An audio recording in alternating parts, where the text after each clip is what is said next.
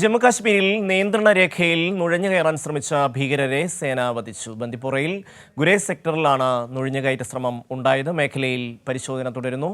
അബ്ദുൾ റഷീദ് ചേരുകയാണ്. റഷീദ്, വിവരങ്ങൾ.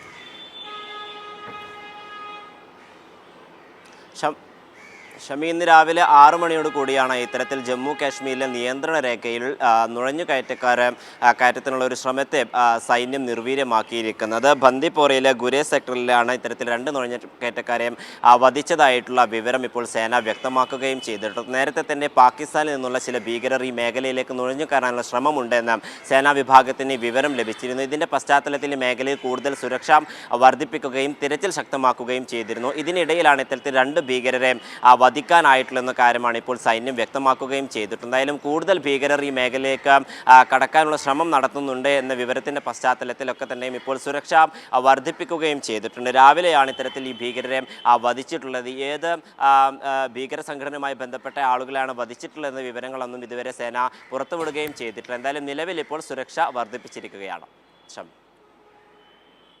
അബ്ദുൾ റഷീദാണ് വിവരങ്ങൾ നൽകിയത്.